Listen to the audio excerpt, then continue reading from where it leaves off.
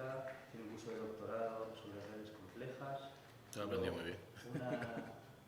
Una asignatura de libre elección que se llama Ciencia en el cine de ciencia ficción.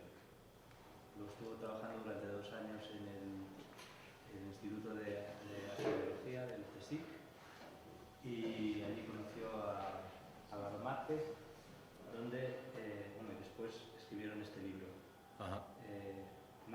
Marte y vida, ciencia y ficción, que os recomiendo, y sobre el que nos va a hablar, ¿no? Sí. Parte de la charla va sobre los temas del libro.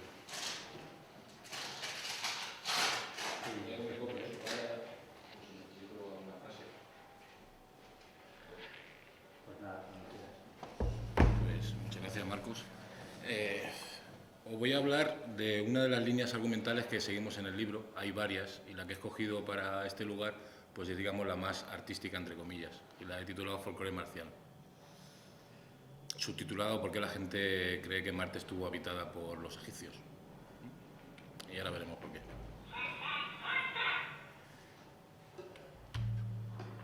Bueno, una sociedad informada es capaz de tomar mejores decisiones. Pues hoy en día muchas de las decisiones dependen de cuestiones de tipo científico. Entonces, para tomar buenas decisiones, si la cosa es científica de por medio, necesitaríamos tener una buena información científica. Entonces, no hace mucho me encontré en la prensa una estadística donde se decía que 8 de cada 10 españoles piensa que solamente los tomates transgénicos poseen genes. No aparecía en la fuente, por eso pongo la fuente, es la tía, ¿no? Y básicamente lo que la población española cree es algo así como que los tomates que veis a la izquierda son tomates transgénicos, entonces cuidado, ¿vale? Estos tomates tienen genes, y los que están a la derecha pues son tomates de gazpacho de toda la vida, ¿no? Que son sin genes. Entonces, a veces te preguntas cómo la gente ha podido llegar a tener este tipo de ideas sobre lo que son los genes o otras ideas científicas en general que ahora veremos. Y te das cuenta de que muchas de esas ideas probablemente vengan de la prensa, de los medios en general, y son un batiburrillo mental que la gente tiene en su cabeza, ¿no? Por ejemplo, continuamente en Estados Unidos la Fundación Nacional para la Ciencia suele hacer encuestas sobre el nivel científico-cultural de su población, de los estadounidenses.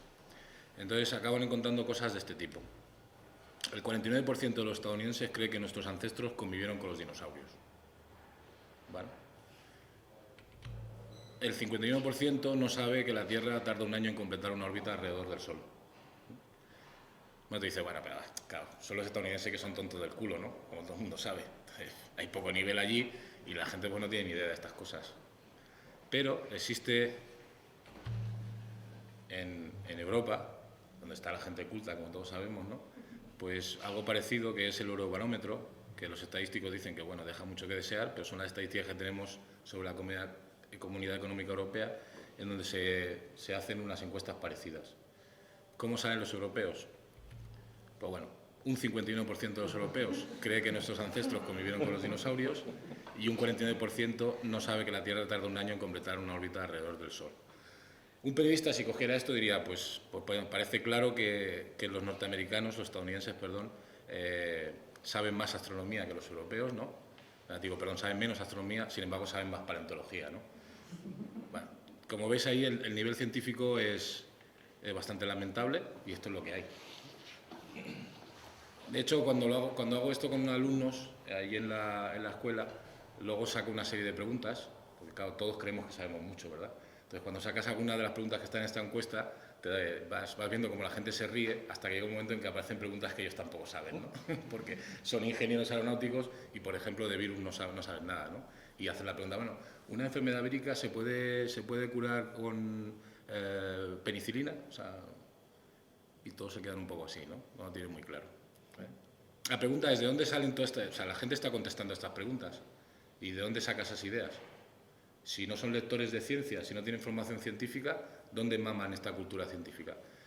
Pues bueno, por ejemplo, vamos a hacer un experimento, ¿de acuerdo? Muy sencillo. Quiero que por breves segundos todos cerréis los ojos, ¿vale? Es solo un momento. Y entonces quiero que penséis, imaginéis, llegue a vuestra cabeza la imagen de un famoso científico. ¿Todo el mundo la tiene? Sí. ¿Sí? Abrir los ojos y ahora voy a hacer una predicción. ¿Era este? Ay, no. ¿Cuánta gente ha visto este? Esto es magia, ¿no? ¿A cuál has visto tú? A Freud. A Freud. Vale. Además, estoy casi convencido que todos habéis pensado la imagen, no solamente de este tío, que es Albert Einstein, y ahora se celebra el 100 aniversario, ¿no?, de su año maravilloso, sino que además habéis visto a Einstein con los pelos blancos y largos, ¿no? Esta misma fotografía. Esta fotografía fue portada de Time y ha dado la vuelta al mundo infinidad de veces. Y de alguna manera, pues, por eso ha cristalizado en nuestro inconsciente colectivo, si es que eso existe, ¿de acuerdo? Pero hemos hecho una demostración y lo he hecho delante de mucha gente y en un 80% funciona, o sea que es increíble. Realmente podéis haber imaginado, por ejemplo, a Einstein, ¿de acuerdo? Pero más joven, Einstein fue joven, incluso fue más joven todavía, ¿de acuerdo? Pero no, habéis imaginado el de los pelos largos, ¿vale?, que es el arquetipo, el icono de científico del siglo XX. Bueno, esto es simplemente una pequeña demostración, entre comillas, de la fuerza de los iconos, ¿vale?, y de cómo los iconos generan supuesto conocimiento en nosotros, ¿no? El tema de los dinosaurios. ¿Convivieron los dinosaurios con los humanos? ¿De dónde sale esa idea de que sí? Pues bueno, si tú ves, por ejemplo, una película como Hace 1.000.000 de años, donde aparece la neumática Raquel Welch, en sus tiempos mozos, allí era presa de los dinosaurios libidinosos, ¿no? Entonces tú ves la película y es imposible que eso se te olvide, ¿no? O sea, la Raquel Welch, qué buena estaba la tía, ¿no? Y de fondo creo que había dinosaurios, ¿vale? Y entonces esa idea inconscientemente acaba impregnándote y sencillamente tú no filtras y inconscientemente acabas asumiendo que los humanos y los dinosaurios convivieron juntos, porque atacaron a Raquel Welch, ¿vale? Otras cosas como, por ejemplo, ¿cuánto tarda la Tierra en dar una vuelta al Sol? ¿Por qué la gente no sabe que tarda un año? Ni idea, ¿vale? Yo creo que en ese caso es porque cuando tú a alguien de la calle le preguntas cuánto, empieza una pregunta que dice cuánto, eso ya son matemáticas, entonces la gente se bloquea directamente, ¿no? O sea, ya ni escucha la pregunta. Bueno, lo que hemos intentado en este libro del que intento hacer publicidad, que es Marte y Vida, ciencia y ficción, es algo bueno, una de las líneas sigue esta onda, ¿no?, de cómo ha llegado Marte a impregnar nuestra cultura, o sea, que sería lo que llamo folclore marciano, ¿de acuerdo? De hecho, el libro está escrito con Álvaro de Márquez. Yo lo que he hecho ha sido escribir los chistes y Álvaro de Márquez es el que sabe realmente de Marte porque es geólogo planetario y escribe las cosas serias, ¿no? Así que, bueno, podéis encontrar material científicamente serio y yo creo que además pasar un rato divertido. El tema del que voy a hablaros, justamente desde esta óptica ahora del Marte pop, bueno, es justamente, eso digo, ¿no?, el Marte pero visto desde la cultura popular, ¿no?, y cómo la idea que tenemos de Marte ha surgido, ¿no?, desde los más media en general.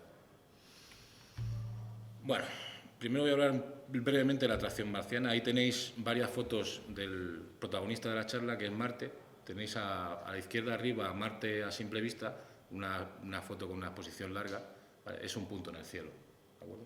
Y así es como se vio a lo largo de toda la historia de la humanidad durante la mayor parte del tiempo. Simplemente un punto con un pequeño color, un tono de rojo, y no ha sido hasta muy recientemente, hace poco más de 200 años, 300 años, que se pudo ver Marte como el círculo que veis a la derecha, ¿no?, una mancha borrosa a través de un telescopio, ¿no?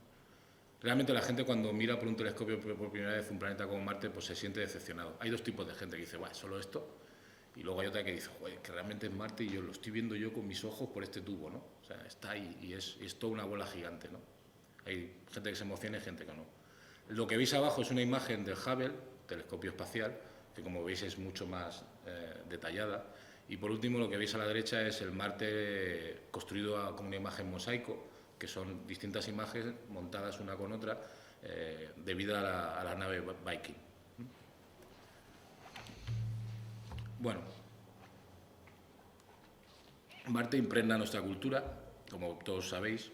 Aquí hay un dibujo, ¿no?, del dios Marte, que es el dios de la guerra, como todos conocéis.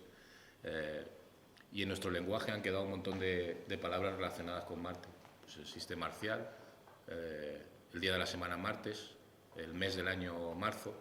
O sea que realmente el lenguaje ha recopilado, ha recogido, ¿no?, la influencia que ha tenido este dios o este planeta en nuestra cultura, ¿no? De hecho, por ejemplo, hoy en día los marcianos en cierto modo han ganado la batalla a los venusianos y a los jupiterianos, ¿no? No decimos venusianos, decimos marcianos para referirnos a extraterrestres. Y eso es por algo. Es porque realmente Marte ha tenido una potencia dentro de nuestra cultura muy por encima de planetas como Venus o Júpiter. Pero, ¿qué hace especialmente atractivo a Marte? O, parafraseando a Georgie Down, ¿qué será lo que tiene Marte? ¿No? Pues Marte lo que tiene es vida, ¿vale? Y de alguna manera se ha establecido una asociación entre Marte y la vida extraterrestre, y eso ha cristalizado en nuestro inconsciente colectivo, como lo ha hecho la imagen de Albert Einstein, ¿no? Con sus pelos, ¿no? Como imagen de científico. Pero lo que vamos a explorar un poco es cómo ha cristalizado esa imagen, ¿no? Y cuáles han sido los métodos que han hecho posible que cristalice. Insisto, esto es una de las líneas argumentales en el libro. Bueno, una cosa que debéis saber, no voy a hablar mucho de astronomía, más bien poquito, ¿vale? Es que en Marte se dice que Marte está en oposición. Ahí veis la órbita, el planeta que veis en azul sería la Tierra, ¿de acuerdo? Y el que veis más pequeñito, en rojo, sería Marte. Cada 2 años aproximadamente se produce lo que los astrónomos llaman una oposición. Es decir, que Marte acaba estando... Esto no parece... Es el punto en el que está más cercano, ¿vale? El 28 de agosto de 2003 hubo una oposición de las buenas, ¿no? Y Marte estuvo solamente a 55,7 millones de kilómetros, ¿vale? Está a una jartada de kilómetros, ¿de acuerdo? Como cada 2 años Marte se aproxima más a la Tierra, pues en cierto modo lo que ocurre es que todos los astrónomos se ponen con sus telescopios a mirar Marte porque es el momento idóneo para hacerlo. Entonces, a lo largo de la historia de la astronomía, lo que se ha ido descubriendo sobre Marte ha ido ocurriendo casi cada 2 años, con esa periodicidad, ¿de acuerdo? Esa que veis ahí es del 28 de agosto del 2003 y no creo que os acordéis, pero hubo un boom mediático en la prensa. Además es el agosto, como sabéis, la prensa en agosto pues carece de noticias y entonces hay que llenarlo con algo, ¿no? Entonces decían que era una oposición que se producía cada 60.000 años. Entonces la gente decía, joder, es algo que se produce cada 60.000 años, yo no me lo voy a perder, ¿vale? Porque dentro de 60.000 años no voy a estar aquí. Entonces, hablando con amigos astrónomos de planetarios, me comentaban anécdotas como que la gente se compraba telescopios y iba allí y decía, oiga, por favor, ¿me puede montar este telescopio y apuntármelo a Marte? ¿No? Otro amigo, por ejemplo, en la Ciudad de las Ciencias, ellos hacen actividades de astronomía con relativa frecuencia y para la noche del 28 de agosto decidieron hacer una observación. Entonces, normalmente suelen tener unos 150 personas. Está muy bien, ¿no? Bueno, pues aquella noche se le presentaron 5.000. ¿Eh? O sea, que realmente Marte mueve masas. Se desbordaron totalmente, estuvieron hasta las 5 de la mañana observando. Por cierto, la gente decía, bueno, ¿y es solo esto? O sea, que sí, que Marte mueve masas. Bueno, una cosa muy rápida con respecto a la astronomía. Ahí tenéis una serie de personajes que fueron personajes claves en la historia de la astronomía. Tycho Brahe arriba a la izquierda, ¿no? Tenéis Kepler a la derecha. Fueron una pareja totalmente antagonista, ¿no? Tycho Brahe era un sujeto, ahí no sé si se ve muy bien, que tenía una nariz de metal, que había perdido la nariz en un duelo, ¿no? Y llevaba una nariz de oro. Iba paseándose por Europa con una corte de enanos, pero realmente tenía un ciervo, por ejemplo, yo qué sé, que se daba la bebida, bebía cerveza y acabó muriendo cayéndose por unas escaleras en una borrachera. Era realmente un sujeto histriónico. Kepler, sin embargo, era todo lo contrario. Era un sujeto más bien oscuro. Su vida era una desgracia continua. Había vivido un montón de guerras. En fin, uno de ellos, Tycho Brahe, era el mejor observador de su época y Kepler era el mejor teórico. Y tuvieron que juntarse para hacer un trabajo alrededor de la observación de Marte. Y de hecho, gracias a las mediciones de Tycho Brahe sobre Marte y a la pericia teórica de Kepler, pues acabó descubriendo que Marte tenía una órbita que no era circular, sino que era elíptica. Y eso fue tremendamente importante para la historia de la ciencia, ¿vale? Para aquel entonces se suponía que la Tierra era el centro del universo y que los planetas giraban alrededor de la Tierra, incluido el Sol, formando círculos perfectos, ¿vale? Porque la filosofía imperante era la platónica. Kepler era platónico también y realmente pensaba que todo se movía por círculos. pero ante la evidencia tuvo que decir que no, que en el caso de Marte se movía con una elipse, que es una especie de circunferencia achatada, ¿no? Eso hizo posible que creara sus 3 leyes, que diera paso a la gravitación, que el modelo copernicano, Copérnico es el que tenéis abajo a la izquierda, finalmente acabara imperando, ¿no? y el Sol pasara a ser el centro del sistema solar y la Tierra uno de los planetas, ¿no? De hecho, la Tierra dejó de ser el centro del universo para convertirse en un planeta más, lo cual fue un golpe duro para la humanidad. El que veis a la derecha abajo es Galileo, como todos conoceréis, y bueno, Galileo fue el primero en observar con un telescopio, apuntar a los cielos, y aquello que hasta ese momento habían sido puntos en el cielo que se movían, ¿vale? Los planetas, que significan cuerpos errantes, pues de pronto se convirtieron en lugares, ¿vale? Aquellos puntos tomaron forma, eran planetas, ¿no? Esféricos. Él lo sabía porque estaba viendo las fases, ¿de acuerdo? Y hoy en día nosotros tenemos imágenes de esos lugares. A la derecha tenéis una imagen tomada por la misión Viking y es una imagen de un planeta que está a más de 50 millones de kilómetros de la Tierra. A mí es una cosa que me parece alucinante, ¿no? O sea, hemos mandado máquinas allí y hemos pisado su suelo y tenemos fotos del lugar, ¿no? Bueno, pues Galileo fue el primero en decir es que esos puntos errantes son otros mundos. Y a partir de ahí pues, ha habido una serie de especulaciones sobre qué hay en esos otros mundos. Bueno, muy rápidamente, parece sí que voy a hablar algo de astronomía. Uno de los primeros en observar Marte fue Christian Huygens, que fue el primero en observar una característica de su superficie. Es lo que los astrónomos hoy llaman la Gran Sirte o Sirtis Major, que es esa mancha que veis ahí, ¿vale? Eso es lo que veríais con un telescopio de la época. Estamos a mediados del 17. Bueno, fue el primero que se dio cuenta que Marte tenía casquetes polares. Tenía un competidor que era Cassini, que ahí se ve muy amanerado, que fue capaz de calcular, ¿vale? Usando precisamente esa característica de la superficie, Gran Sirte, que el año marciano tenía 24 horas 36 minutos para dar la vuelta, ¿vale? O sea, que el año era ese, perdón, que la rotación tardaba eso. Con lo cual había 2 características ya muy comunes entre la Tierra y Marte, ¿no? Qué curioso, Marte tiene casquetes polares como la Tierra y además el día marciano pues dura prácticamente lo mismo que el día terrestre, ¿no? 24 horas y un poquito más en este caso, ¿no? Bueno, lo que intento decir es que tú miras la mancha, ¿no? El planeta va girando y cuentas el tiempo que tarda en que la mancha aparezca otra vez. Una rotación del planeta pues es un día marciano, ¿no? Y coincidía bastante bien con el de la Tierra. Bueno, más adelante, pues Maraldi, por ejemplo, observó que se presentaban cambios estacionales.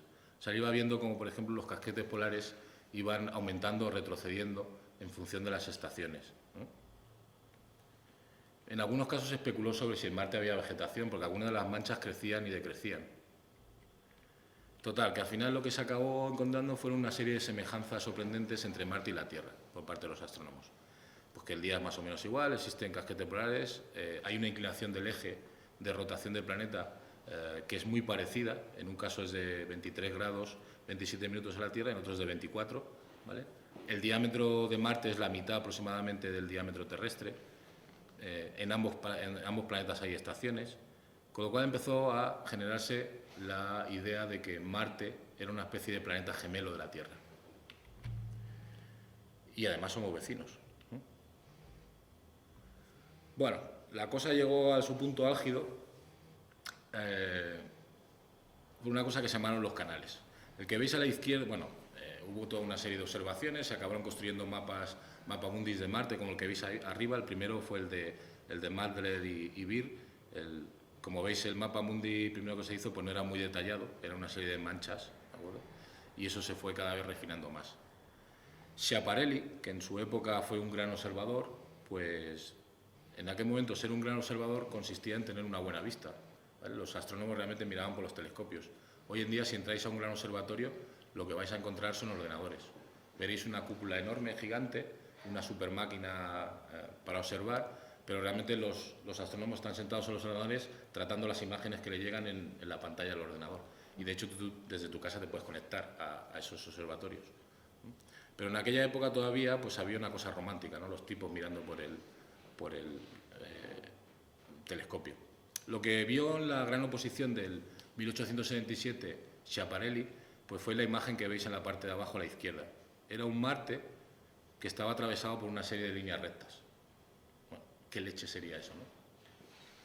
Bueno, pues él era italiano y le puso un nombre. El nombre que le puso a eso era Canali. Canali, bueno, pues no tiene una traducción exacta en el inglés o en el castellano, en donde tenemos una distinción, por ejemplo, entre canales y cauces, ¿de acuerdo? En inglés, canales, como veis ahí, es canals y cauces es channels, y la diferencia está en que cuando te dicen cauces, tú piensas en algo natural, y cuando te dicen canales, tú piensas en una construcción artificial. Bueno, pues en inglés se tradujo como canals, que son canales, y todo el mundo asumió que lo que había visto Schiaparelli eran canales construidos por los marcianos. Bueno, se hicieron una serie de observaciones cada vez más detalladas hasta conseguir un mapa mundi como el que veis a la derecha, que es debido a Schiaparelli, donde aparecen multitud de canales que atraviesan todo el globo marciano. En aquella época, justamente, se estaba construyendo el canal de Suez. ¿Vale? El canal de Suez, en la prensa tuvo un eco brutal. Era una obra de ingeniería, como se decía en la época, faraónica, ¿de acuerdo? Y continuamente se comparaba con las pirámides de Egipto. Realmente la obra lo que pretendía era conectar dos mares, el Mediterráneo y el Mar Rojo, vaya por dónde, ¿no? Bueno, pues eso estaba muy presente en el inconsciente colectivo y en aquel momento surge también la noticia de los canales de Marte, con lo cual había un ambiente propicio para que todo el mundo creyera que en Marte había grandes constructores de canales como los terrestres que lo estaban construyendo ahora. El campeón de ver canales, ¿vale? El que más canales vio fue Percival Lowell, que es el sujeto que tenéis arriba a la izquierda. Él tiene una historia bastante curiosa, es todo un personaje.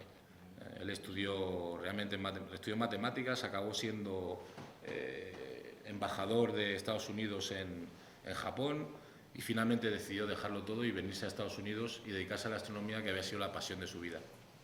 Y en concreto dedicarse a Marte, porque había visto los mapas de Schiaparelli y realmente estaba obsesionado con la vida en Marte y los marcianos, ¿no? Bueno, pues él, como bien digo, hizo un montón de dibujos sobre Marte y sobre sus canales y acabó afirmando cosas como la que veis ahí. Las bandas de vegetación que los bordean, bueno, no, o sea, los canales no son propiamente canales, sino que son lo que vemos desde la Tierra, son bandas de vegetación que bordean de la misma manera que el Nilo transcurre redibujado por las zonas cultivadas en Egipto. De nuevo aparece otra vez el Nilo y Egipto, ¿no? En conexión con Marte, que es a donde voy un poco, ¿vale? En fin, Percival Lowell creía seriamente en esto, escribió un montón de libros. En la época finalmente hubo como dos grupos, los canalistas y los anticanalistas, ¿vale? Los canalistas creían que realmente los canales habían sido creados por marcianos. La teoría de Percival Lowell era que los marcianos eran una civilización agonizante que sufría una sequía pertinaz y no se le había quedado más remedio que llevar canales desde los casquetes polares, descongelando el agua de allí y llevándolo al Ecuador, donde la gente se moría los marcianos se morían de sed. Se creía esta historia. Schiaparelli, que también creía que había marcianos, pues ya estaba proyectando sus ideas sociales sobre ellos. Decía, bueno, pues los marcianos, si construyen estos canales, deben ser tecnológicamente muy avanzados, ¿de acuerdo? Y por lo tanto su forma de vida social debe ser el socialismo. Y total, la gente en realidad lo que estaba haciendo era volcar todas sus ilusiones terrestres en los marcianos, ¿no? Que es una cosa que a lo largo de la historia se ha hecho continuamente. Esas ilusiones han ido cambiando, que es lo que veremos. Bueno, el entuerto lamentablemente se deshizo, tan solo había sido una ilusión óptica, y eso lo demostró Antoniadi con el mejor telescopio de la época en 1909, observando desde Francia. Fijaros arriba la imagen de una zona del planeta Marte que se llama Elysium, en donde Schiaparelli lo que veía era un conjunto de líneas, ¿no?, que él llamaba canales. La cosa era un poco extraña porque ya empezaban a ocurrir cosas como lo que llamaban la gemación, donde había un canal, al día siguiente se observaban dos paralelos. Decía, oye, los marcianos construyen ya a una velocidad pasmosa, ¿no? Y eso hacía sospechar a muchos astrónomos que todo esto era una aberración de las lentes, ¿no? Eugenio Antoniadi, cuando consiguió un telescopio realmente con mucha más resolución, pues lo que acabó viendo es las manchas que veis ahí, ¿no? Y por fin, Cerulli, Vincenzo, pues acabó demostrando que todo había sido una elaboración mental de estructuras al límite de la visibilidad. Y hay un famoso experimento en donde si tú coges la imagen que veis en la parte de abajo y te la pones a 20 metros, que fue lo que hizo Cerulli, llevó esa imagen hecha en una cartulina a un colegio donde había alumnos de primero de GB, ¿no? O sea, se trataba de conseguir mentes puras, ¿no? Que no fueran canalistas ni anticanalistas, que no tomaran partido sobre el tema, y decirles, bueno, dibujad lo que veis aquí. Cuando tú pones esa imagen a 20 metros, el ojo humano lo que hace es ver líneas rectas como las que veis en la parte de arriba. Y esa yo creo fue un golpe definitivo a la teoría canalista. Sin embargo, Percival Lowell, que murió pues unos 9 años después, hasta el último momento siguió creyendo que él había visto canales, ¿no? Bueno, hay que decir a su favor que también él fue un gran observador, porque fue el primero que montó un telescopio, no en las ciudades, que era lo que se hacía hasta la época, sino que lo montó en el desierto de Arizona, donde había condiciones óptimas para observar.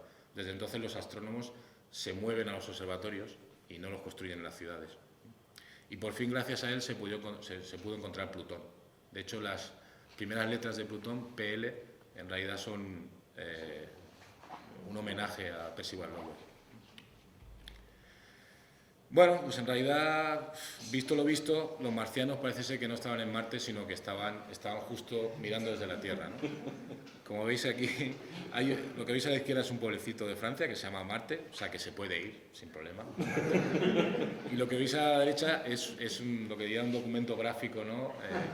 De investigación, en donde he pillado infraganti a 2 marcianos paseando cerca de un supermercado, ¿de acuerdo?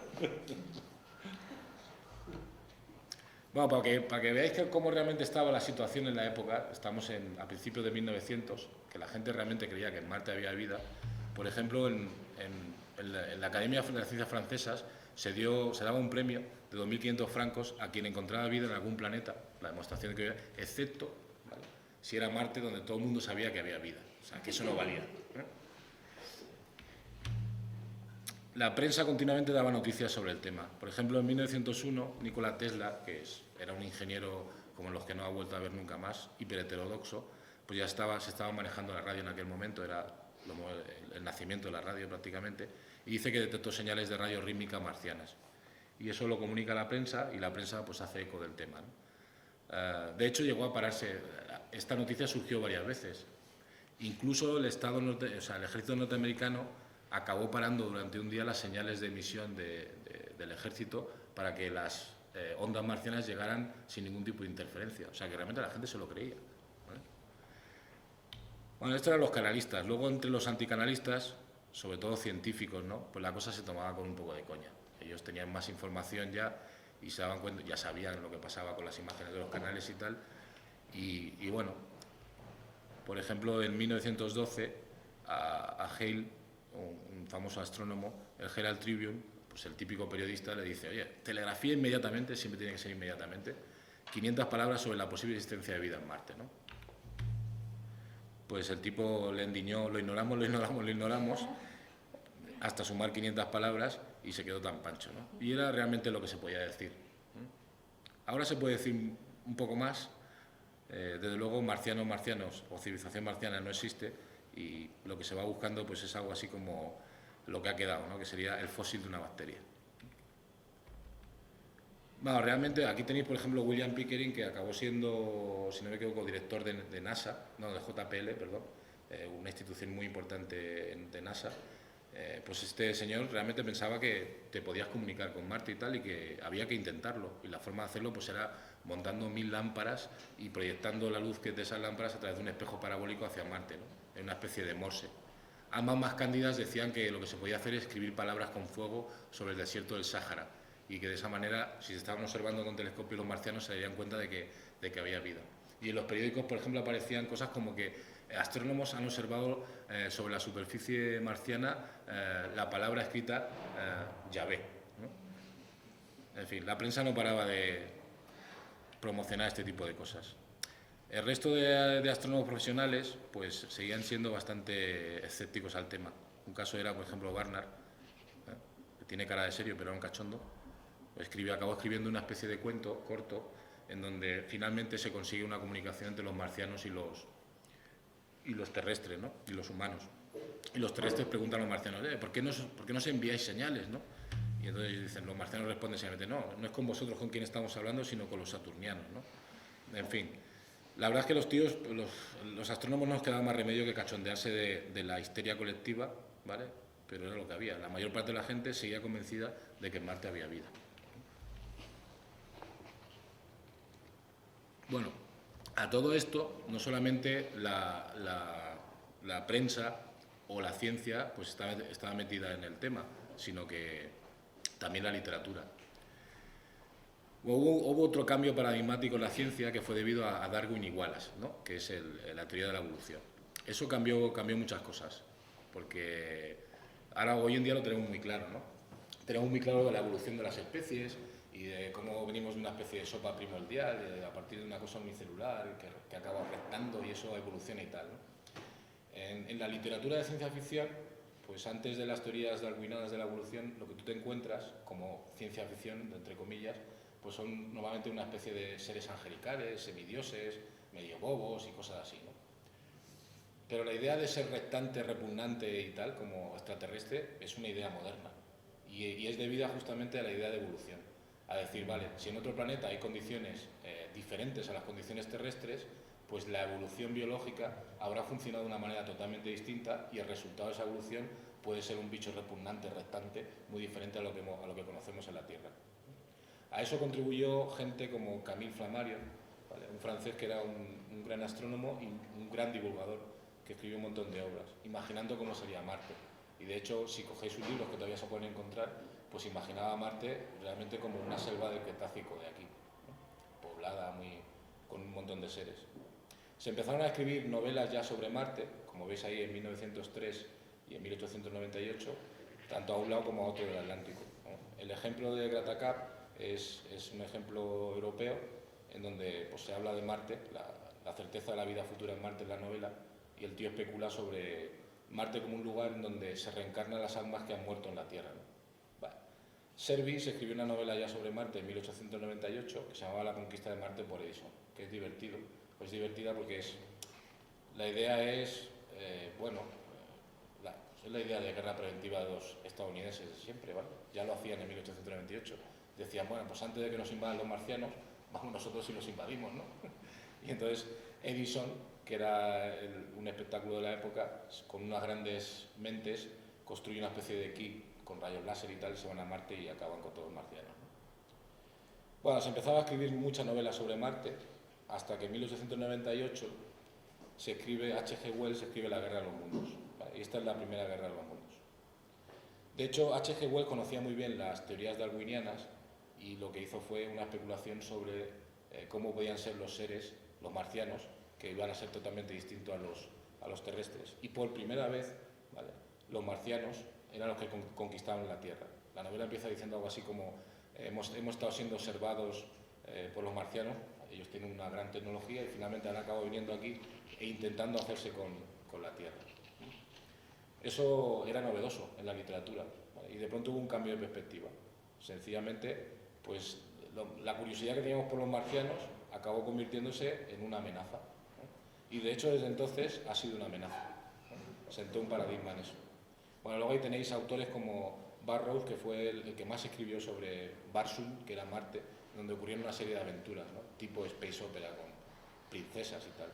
Pero a ese sujeto, a Burroughs, que realmente no escribió una literatura científicamente muy consistente, lo leyeron un montón de autores como Bradbury y Leclerc, que acabaron escribiendo novelas, novelas que sí que han sido muy buena literatura de ciencia ficción.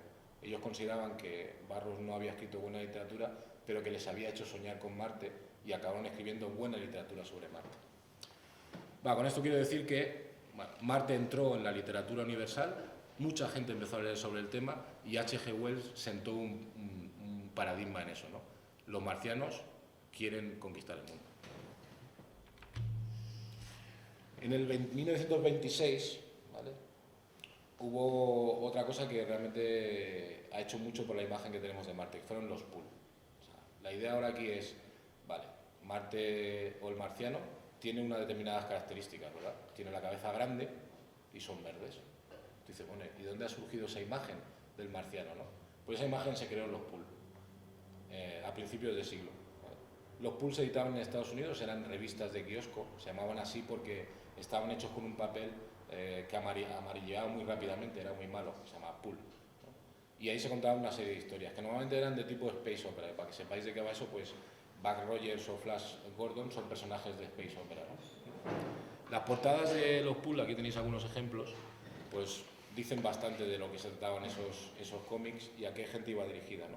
Pues iba dirigida sobre todo a la gente que en aquel momento tenía poder adquisitivo, que eran los machos machotes, ¿sí? Y en las portadas pues era de rigor poner una pechugona, como veis ahí.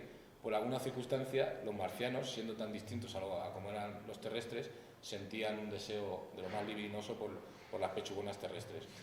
O sea, los marcianos no solamente querían conquistar la Tierra, sino que además querían quedarse con nuestras mujeres.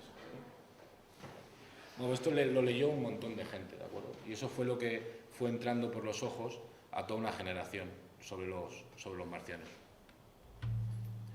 Bueno, hay que decir en descargo de los pulp que en los pulp también se aprendía ciencia, ¿vale? Y eran capaces de reírse de sí mismos. Aquí tenéis dos ejemplos. Por una parte especulaban cómo serían realmente los marcianos, vistos por los humanos. Pues deberían tener, como veis en la izquierda, unos grandes pulmones, porque ya se sabía que la atmósfera marciana pues era muy débil. Como la gravedad marciana era realmente muy baja, deberían llevar ventosas en los pies. Puesto que el aire era muy tenue, para escuchar tendrían que tener unos pabellones auditivos extremadamente grandes, etcétera, etcétera, ¿no? Ahora, ¿cómo imaginarían los marcianos a los humanos? Pues bueno, como veis ahí a la derecha, eso sería como lo imaginaría. Como reciben mucho sol, pues serían de un color más o menos amarillo. Como parece ser que hay mucha comida en la Tierra, hay mucha cosa orgánica, pues serían más bien regordetes. Y como la mayor parte de... por ahí no se he equivocado. Como la mayor parte de la Tierra en realidad es agua, pues serían palmípedos, ¿no? Entonces, es una forma de reírte de ti mismo, porque realmente no coincide para nada a cómo es un humano y dices, bueno, pues realmente difícilmente vamos a entender cómo son los marcianos, ¿no? Bueno, pero quien realmente ha hecho por crear la imagen de Marte y de los marcianos en nuestra sociedad ha sido el cine. Entonces, una de las cosas que hicimos en el libro fue una exploración de Marte en la ciencia ficción cinematográfica. Y encontramos como unas 110 películas aproximadamente, lo cual no está mal, en donde de alguna manera u otra aparece Marte. Entonces se puede dividir en varias décadas. Aquí está, desde el comienzo del cine, como veis, en 1903, ya tenéis una copia pirata de Un viaje a la Luna, que para que no hubiera problemas, pues se llamó Un viaje a Marte, ¿no? Era la película de 1902, como no había derechos de autor y tal, pues hacían copias, se llevaban a otro lado del Atlántico y se pasaban sin ningún problema. Bueno, pues se crean una serie de películas, de las cuales ahí tenéis dos señaladas. Solo voy a contar algo de Aelita, que es del 24. Aelita, según los entendidos del parchís de esto del cine, pues es un clásico, es un peliculón, ¿de acuerdo?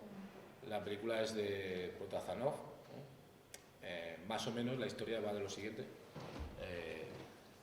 Es un ingeniero ruso, ¿de acuerdo?, que consigue hacer un viaje a Marte y ahí se encuentra con la reina de los marcianos, que es Aelita.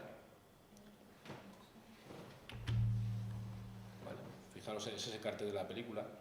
Sospechosamente el vestuario de los marcianos es bastante egipcio, ¿eh? Y entonces el ingeniero, cuando llega allí, pues se da cuenta de que la vida que hacen los marcianos pues huele sospechosamente a la forma de vida capitalista. Y entonces decide que va a hacer la revolución bolchevique en Marte, ¿no? Vale, y dice, pues esto es el planeta rojo, ¿no? Pues hasta el final, ¿no? Entonces la película acaba un poco mal porque sencillamente todo ha sido un sueño, ¿no? Aquí, pues lo que están haciendo los rusos, en cierto modo, es propaganda, o sea, política, vamos, claramente. Quieren llevar la revolución bolchevique a otro planeta, ¿no? A otro mundo. Fijaros que pues el vestuario y el atrezo de la película, ¿no? Pues tiene unas formas muy curiosas que luego realmente han sentado precedente en muchas películas de ciencia ficción. Bueno, hubo una segunda guerra de los mundos, ¿vale?, que yo creo que muchos de vosotros conoceréis. El causante fue Orson Welles. Eso fue en el 39, en la noche de Halloween. Orson Welles en aquel momento trabajaba en la radio y tenía un grupo de teatro que lo que hacía era representar clásicos en antena. Bueno, pues, ¿conocéis la historia o uno sí? En aquel momento no había, o sea, lo que había era radio, no había televisión. Y la gente pues se sentaba alrededor de la radio, como hoy se sienta a ver Crónicas Marcianas, ¿sí? En la tele. Y bueno, Orson Welles tenía un competidor en una cadena que era la que realmente tenía la audiencia, y era un competidor que tenía, realmente era un muñeco, ¿de acuerdo? Era un ventríloco, el muñeco se llamaba Muñeco McCarthy, que no tenía nada que ver con el senador, y la verdad es que es un poco lamentable que te gane en audiencia un ventríloco, ¿no? En la radio, pero bueno, parece ser que en Estados Unidos eso pues era muy famoso y la mayor parte de la gente estaba escuchando este programa a la hora en que él emitía. Entonces, él muy cuco dijo, bueno, yo tengo que hacer aquí algo para realmente pescarle la audiencia. Entonces, en aquella época también se hacía zapping con la radio. Entonces, cuando McCarthy, el muñeco, se callaba de una vez y aparecía música, pues la gente hacía, o publicidad, la gente hacía zapping y se pasaba al programa de Orson Welles. Entonces, Orson Welles lo que hizo fue, para la noche de Halloween, interpretar La Guerra de los Mundos de H.G. Wells. Pero con tan buen ojo que dijo, vale, yo lo voy a hacer como si realmente esto estuviera sucediendo, ¿no? En plan documental in situ y ahora, ¿no? Y hizo muy bien lo de los ritmos, advertía de vez en cuando que aquello era una ficción, pero lo advertía cuando sabía que la mayor parte de la gente pues no estaba escuchando. Y bueno, la gente se fue enganchando al tema y como entraban sin haber empezado desde el principio, donde se anunció que aquello era un drama realmente radiado, pues la gente se acabó creyendo que que Estados Unidos estaba siendo invadida por los marcianos. Hasta el extremo de que hubo una histeria de masas. O sea, la gente entró en pánico. Y 3 millones de estadounidenses se lanzaron al campo, ¿vale? O sea, como cosa documentada, realmente es el pánico de masas más grande que ha habido por un medio de comunicación. Se le escapó de las manos a Orson Welles.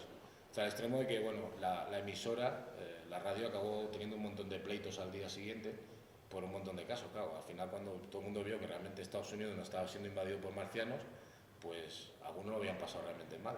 Entonces hubo gente que, yo qué sé, el caso del tipo que había pagado $10.000 para quitarse la tartamudez y aquella noche, pues por el susto volvió a tartajear otra vez, ¿no? Denunció la emisora. Y casos más nefastos, ¿no? ¿Por qué ocurría eso? Pues volvemos a lo mismo, porque realmente en Estados Unidos de los años 40 la gente pensaba seriamente que desde Marte podían venir los marcianos y conquistar la Tierra, es que eso lo creían, hasta el extremo de que un programa de radio en donde se estaba dramatizando algo era totalmente creíble. Vale que Orson Welles era muy bueno, pero bueno, tenía que tener ahí algo de fondo, ¿no? De hecho, Orson Welles, más adelante, haciendo un programa de radio, estaba leyendo unos poemas y tal, y de pronto recibió un telex. El telex le decía que Pearl Harbor había sido bombardeado. Entonces lo emitió por la radio y aquella vez nadie lo creyó. Bueno, en el 37 al 49 realmente el tema de la ciencia ficción es un erial, ¿vale? Como podéis imaginar, entre el 30 y el 30, bueno, quiero decir, es que es una época, entre el 30 y el 36 se hizo muy poco cine, ahí abajo veis algunas películas, prácticamente un desierto, y entre el 37 y el 49 se hizo muy poco porque la gente estaba matando y tal en la Segunda Guerra Mundial, ¿no? Entonces pues no, aparecieron personajes como Flash Gordon, ¿vale? Hasta que llegamos a los 50. Todos los críticos de cine coinciden en que los 50 fueron gloriosos para el cine de ciencia ficción. Una década antes había sido la gloria de la ciencia ficción literaria y bueno, pues todos dicen que los 50 lo fue para el cine. Entonces ahí se hicieron películas como Ultimátum a la Tierra de Robert Wise o Cuando los mundos chocan, ¿no? Donde ya se empieza a hablar hay desde discursos pacifistas con connotaciones religiosas a mensajes bíblicos, ¿no? O sea, el tema de la ciencia ficción ya empieza a tener cierto peso, ¿vale? Y en ese momento se generan películas que todavía son hoy en día clásicos, ¿no? En el tema de que nos ocupa, que es el tema de Marte, pues llegamos a la Tercera Guerra de los Mundos, que es la película de Byron Haskin del 1953. Ahora, este año se va a estrenar otra vez la película de la Guerra de los Mundos, la hace Spielberg, se gastará un pastón y ya veremos qué hace, pero bueno, en este momento, en el 53, esa película fue a todos los niveles una especie de boom, ¿vale? Creo que consiguió un Oscar a los efectos especiales solamente, y los efectos especiales curiosamente aguantan todavía, ¿no? El diseño de esas naves fue lo que lo hizo especialmente interesante. Tienes otras películas, como por ejemplo pues Los invasores de Marte, ¿no? que también es un clásico, donde si os fijáis ya aparece un poco ahí aparece la imagen de los marcianos. La verdad es que la película, cuando ves a los marcianos, parecen osos de peluche, ¿no?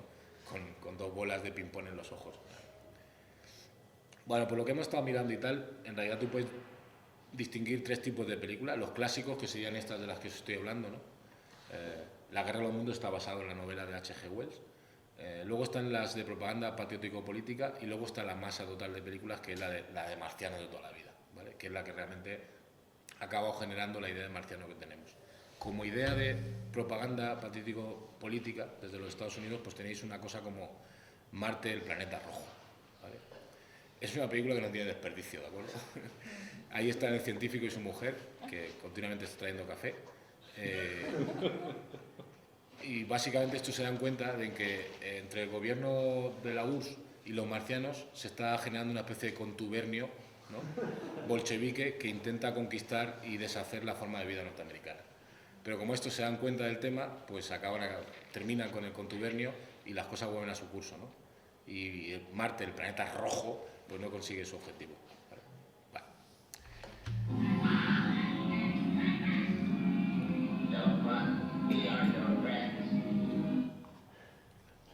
Bueno, lo que veis ahí es una frase de Pedro Duque, que no es el astronauta, es un crítico de cine, y os la leo. Esos aparcamientos dotados de una pantalla gigante en la que los sanos muchachos de América desfogaban sus instintos de apareamiento en la oscuridad tapizada de los grandes Buick de la época, jaleados desde la pantalla por los gritos de neumáticas heroínas que eran despiadadamente acosadas por monstruosidades llegadas del espacio exterior. Y sigue, ¿eh? Bueno, pues eso era realmente lo que triunfó. Estados Unidos acababa de triunfar en la Segunda Guerra Mundial, Europa estaba destrozada, ellos eran la nación más poderosa del planeta y sus adolescentes eran los que gozaban de más pasta. Entonces tenían dinero para comprarse helados y coches. Entonces en los coches pues hacían su vida, ahí estaban las parejas y había que llevar el coche a algún sitio. Entonces los intrépidos y ávidos empresarios norteamericanos decidieron que el sitio debían ser los autocines. Entonces tú montabas a la chica en el coche, te la llevabas al autocine y allí pues se trataba de encontrar un sistema para chucharte con ella. Y qué mejor forma que poner una película de ciencia ficción en donde aparezca algún tipo de monstruo repugnante, ¿no?, que dé miedo a la chica para que se vuelque encima tuyo. Entonces había que llenar las pantallas de cine con un montón de películas, el mercado lo exigía y se empezaron a hacer películas en plan industrial. Las películas, por lo tanto, eran bastante malas, donde los temas se repetían continuamente, y donde era imprescindible que apareciera, pues eso, un monstruo repugnante.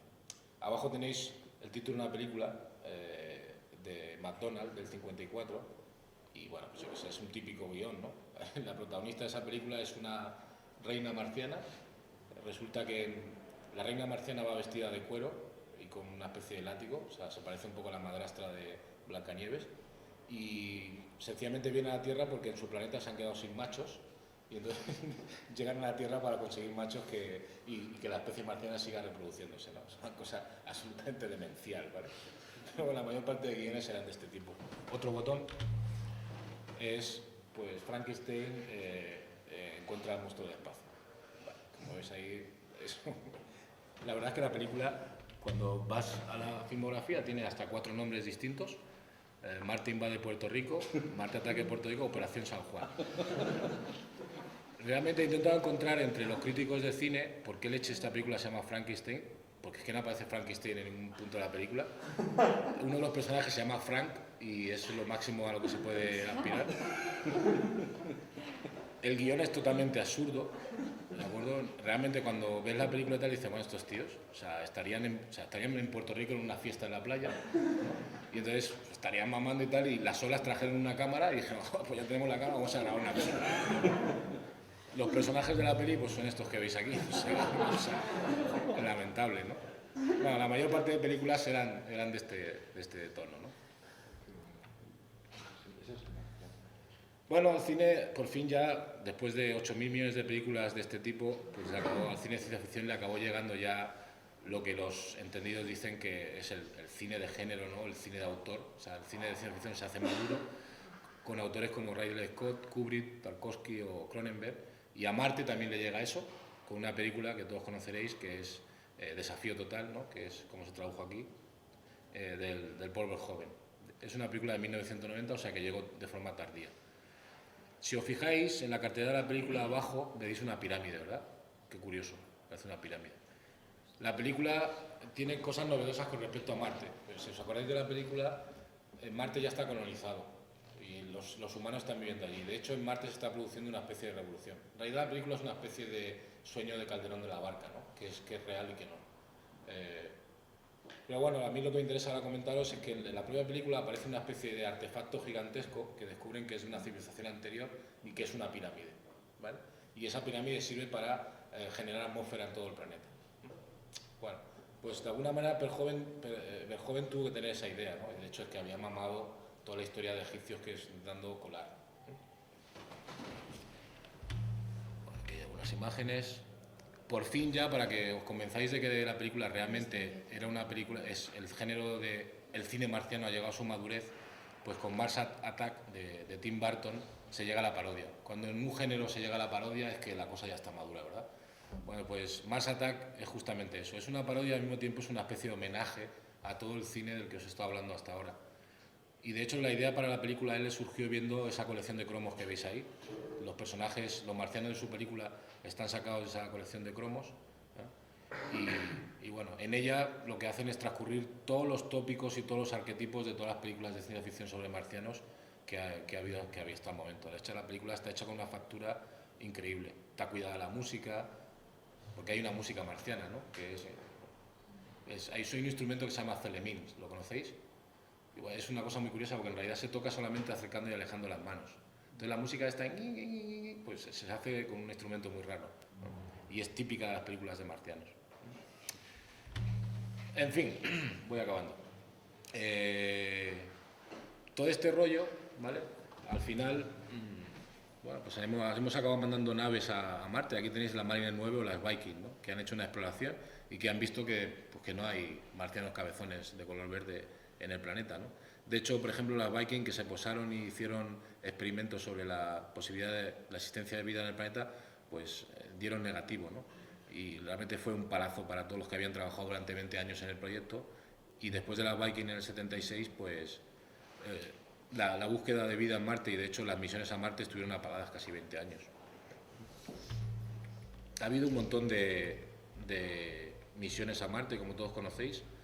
2/3 partes de las misiones han acabado fallando, se han ido. Aquí es una especie de cementerio de naves, porque realmente es difícil mandar una nave a Marte. O sea, es muy difícil mandar una nave a algo que está a más de 50 millones de kilómetros. Bueno, esto aquí es una pequeña broma. Aquí tú puedes ver de forma rápida el número de naves que se han enviado por décadas a Marte, ¿no? Claro que en los 60 hubo un montón, ¿no? De hecho, ahora en la década que está transcurriendo se está enviando también la hueva de naves. Y curiosamente, si tú cotejas las películas de ciencia ficción con las naves enviadas, tú dirías, vale, pues en realidad las misiones espaciales deberían hacer que se hiciera más cine sobre el tema, ¿no? Pero va al revés, ¿vale? Yo he movido las décadas abajo y lo que me he dado cuenta es que realmente cuando se producen muchas películas sobre Marte, a la década siguiente se mandan muchas naves a Marte. Esto es una broma, ¿eh? ¿De acuerdo? Pero es como si los ingenieros aeronáuticos mamaran películas marcianas y dijeran, oh, pues esto me interesa y yo quiero trabajar en el tema. ¿No? Insisto que esto no tiene ningún peso estadístico. Bueno, en los 70 pues ya se sabía mucho sobre Marte, habíamos mandado naves y tal, y en ese momento había una fascinación por las pirámides. Algunos de vosotros lo recordáis. De hecho, todavía hay fascinación por el mundo egipcio y las pirámides. En aquel momento se estaban vendiendo un montón de libros, que ahora se calificarían de nueva era, sobre el poder de las pirámides, ¿no? Pues esos libros te decían cosas como que pon un bistec de ternera debajo de una pirámide y comprueba como si está debajo de la pirámide, pues dura varios días más que si lo dejas fuera. Se descompone más lentamente. Si colocas una cuchilla de afeitar debajo de una pirámide, podrás volver a reutilizarla más veces, ¿no? La verdad es que no eran grandes ganancias, ¿no? Había algunas que estaban mejor. Por ejemplo, si te pones una pirámide encima de la cama, pues entonces serás un monstruo sexual, ¿no? Eso interesaba. Y vendía, ¿de acuerdo? Y de hecho hay un montón de libros de estos que se han ido reeditando y se siguen vendiendo sobre el poder de las pirámides, ¿vale? En este ambiente de los 70, de la fascinación por las pirámides, pues de pronto llega la Mariner 9 a Marte, ¿eh? Y se encuentra con esas imágenes que veis ahí. Bueno, en el 71 la Mariner había captado unas fotografías en la región Elysium, que justamente os enseñé antes, la que justamente demostró que los canales no existían, donde pues, los ufólogos y afines, ¿de acuerdo?, los I want to believe, pues veían claramente pirámides de 3 caras, que eran de origen, claro, pirámides de origen no natural, y era de un tamaño 3 veces mayor que la gran pirámide de Giza, ¿no?, en el Egipto, que mide unos 150 metros de altura. Bueno, claro, en aquella época que estaba la cosa de las pirámides en su punto álgido, esto supuso el nacimiento de los monumentos marcianos, de Egipto marcianos diría yo, ¿no? Los conspiranoicos habían descubierto los faraones marcianos y esas eran sus pirámides, ¿de acuerdo? Bueno, las Viking, alrededor de las misiones y tal, hay una serie de gente que se dedica a darle bombo y platillo a las misiones, ¿no?, en prensa, y la gente de JPL, del Jet Propulsion Laboratory, el 31 de julio, la misión Viking estaba ya de caída y tal, y se encontraron con esta imagen que veis abajo, ¿no? Dije, nada, mira qué curioso, si eso de ahí parece una cara, ¿no? Entonces digo, pues vamos a enviar la imagen a la prensa y vamos a hacer un comentario. ¿Y para qué dijeron nada? ¿Vale? Mandaron el comentario que era el siguiente. Esta imagen es una de las muchas tomadas por el orbitador Viking 1, que era el que estaba dando vueltas, sobre los terrenos, pues latitud norte de Marte, en busca de un lugar de aterrizaje para la Viking 2, que es la que se posó. La imagen muestra una forma de meseta erosionada. La gran formación rocosa del centro, que parece una cara humana, está formada por sombras que producen la ilusión de ser ojos, nariz y boca. El rostro mide 1,5 kilómetros de largo y está iluminado por el sol con un ángulo aproximado de 20 grados. ¿No? Bueno, en realidad incluso, como veis, hay una serie de puntitos negros. Esos son píxeles perdidos en la transmisión de la nave, ¿de acuerdo? Y alguno de ellos cayó justamente en la nariz, lo cual hace que se vea el agujero de la nariz y dé sensación de que efectivamente eso es una cara.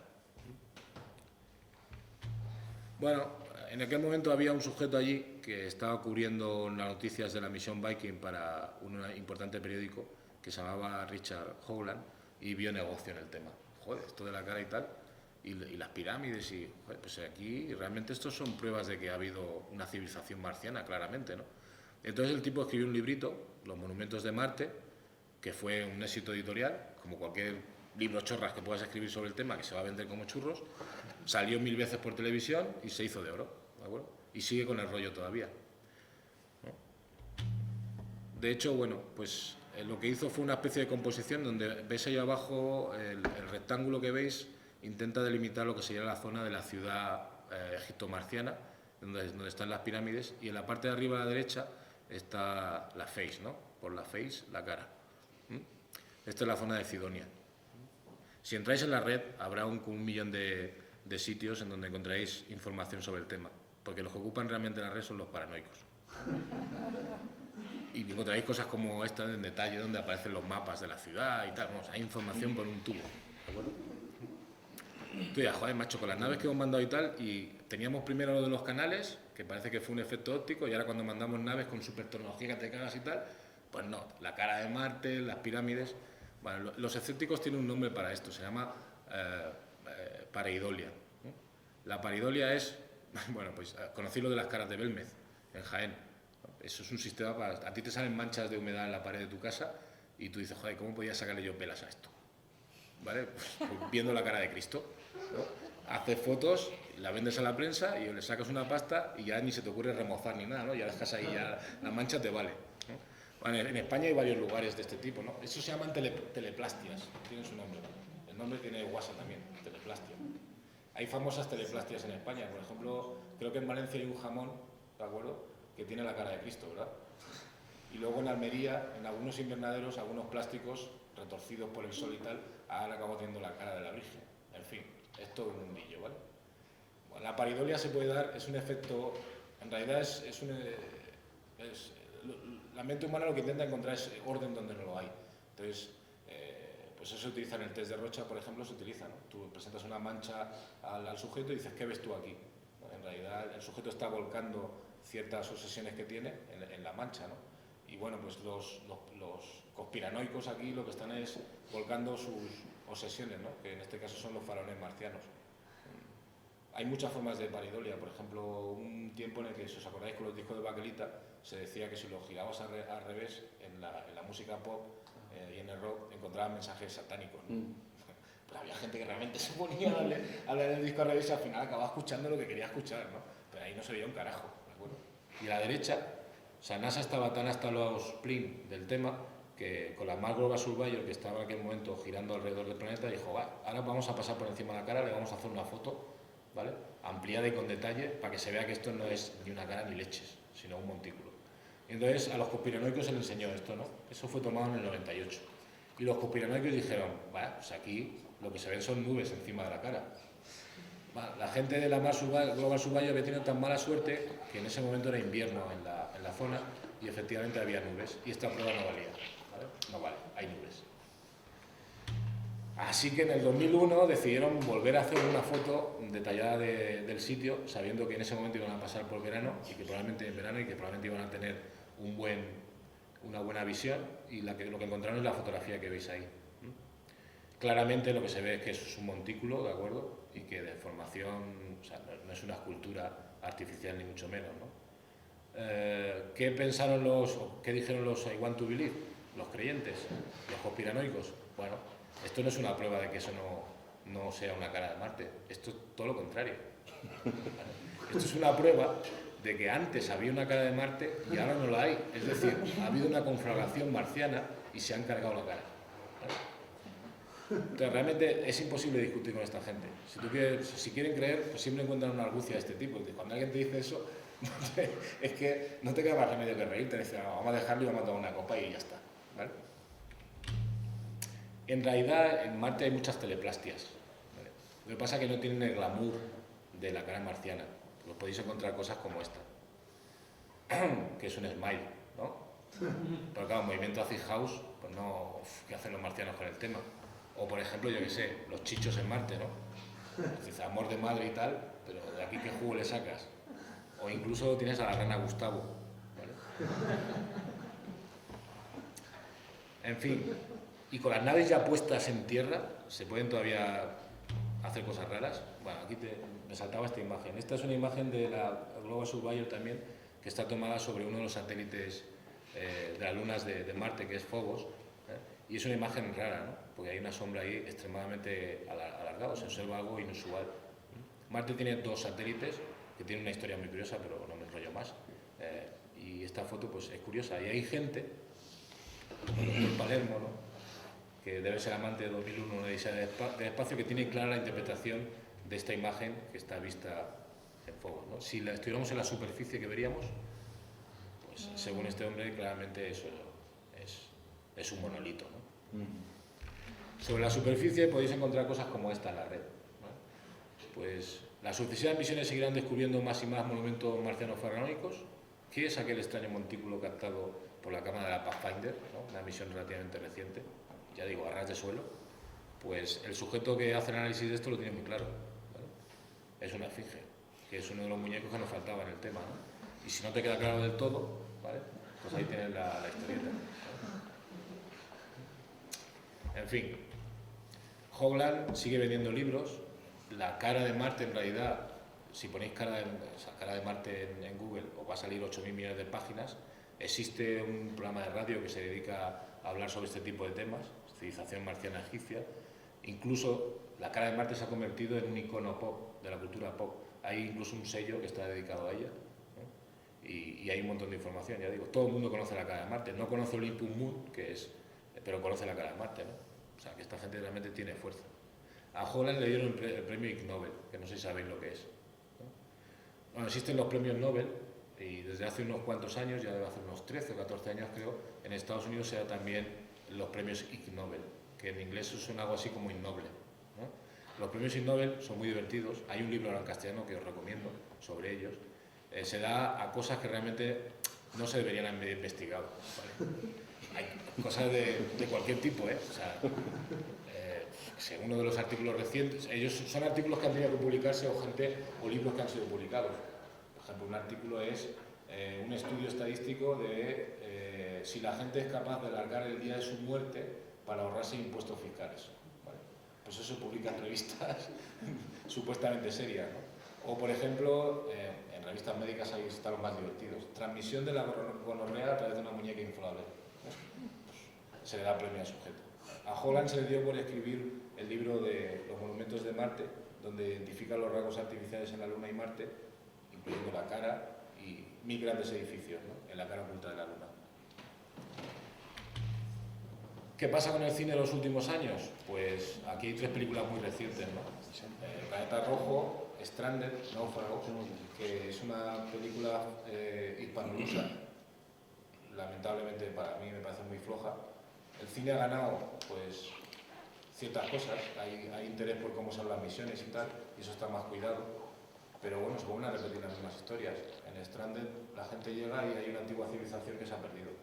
Y en el caso de la misión a Marte, pues al final, si habéis visto la película, aparece la cara de Marte, ¿vale? Claramente es una especie de monumento egipcio, ¿no? ¿Qué se puede hacer con todo esto de la cara? ¿Cómo te puedes librar del tema? Bueno, pues en realidad... We have to strike now, sir. Annihilate. Kill.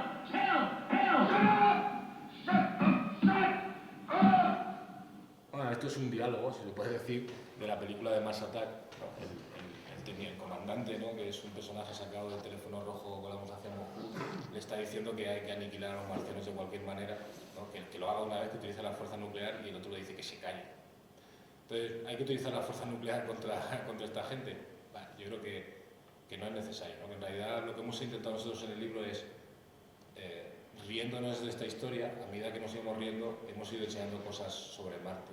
Y entonces esto realmente, el interés que la gente tiene, la curiosidad que la gente tiene por una cosa como la civilización egipto-marciana, pues en realidad es un punto que tú tienes ganado, ¿no?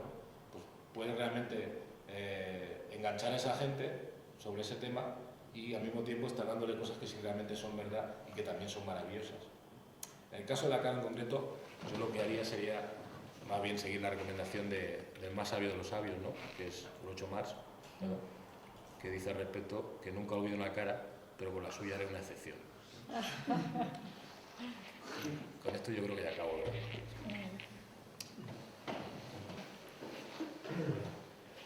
¿Alguna pregunta? ¿Alguna otra?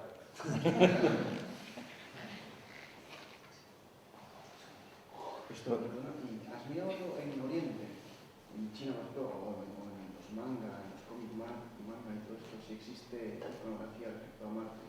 No. La astronomía es distinta. No, de todas maneras todo el fenómeno OVNI, de abducciones y de marcianos y tal, es un fenómeno más bien estadounidense. O sea, ahí pues, la gente está boronda y tiene la vida solucionada, entonces tiene problemas burgueses, ¿no? O sea, no, su problema no, claro. En Somalia, por ejemplo, la gente no está por las abducciones, no está por comer cada día. En Estados Unidos sí, porque bueno, si tú sales con un tema como este, pues acabas saliendo en Sí, televisión. pero yo digo todos los manga, ¿no? Un poco esta cultura también de cómics. Pero... No la he mirado. Realmente en cómics he mirado poco. Porque, bueno, excepto los Pool, y he leído algunas cosas, más bien ha sido todo norteamericano. Las proyecciones, las que hablas, ¿no?, de los terrestres sobre el mundo, que realmente todo lo que has contado de Marte es contar cosas de nosotros mismos, ¿no? O sea, Marte es un espejo de la Tierra, claro. Claramente, sí, sí. Incluso la manera en la que se ven los marcianos. A mí me parece que después de la Segunda Guerra Mundial esta potencia de ciencia ficción quizás tenga algo que ver con la imagen un poco monstruosa del propio ser humano, ¿no? Bueno, no sé. Sí, hay un análisis muy interesante de Susan Sontag que merece la pena, ¿no? Hace un análisis de todo el cine de ciencia ficción. Después de la Segunda Guerra Mundial, claro, se dan muchas condiciones, ¿no? Se ha utilizado la bomba atómica, entonces está el miedo a lo nuclear o a lo radioactivo. Y entonces, realmente Estados Unidos entra en la paranoia que todos conocemos hoy en día. La gente tiene miedo. Y eso los que hacen cine de ciencia ficción saben utilizarlo y venderlo, ¿no? Aprovechan esos miedos de la población, que en cierto modo fue lo que hizo Orson Welles con su programa de radio. Que tienen aspecto monstruoso, que tienen otros más interesantes, como por ejemplo la novela de 1984, ¿no? Que realmente es un reflejo de 1948, que era la situación europea después de la guerra, cuando la escribió. Sí, en la ciencia ficción hay toda una línea de utopías y distopías, ¿no? Claramente. Y en el caso de Marte también la hay. No he entrado mucho en detalle, pero Marte, como he hecho algunos comentarios, como era una especie de reflejo de la Tierra o segunda posible Tierra, pues mucha gente volcaba sus ideales sociales en cómo sería la civilización que estaba allí. Desde el que pensaba que aquello tenía que ser el capitalismo salvaje al que pensaba que sería el socialismo utópico. Sí. Una última cosa solo. Se está...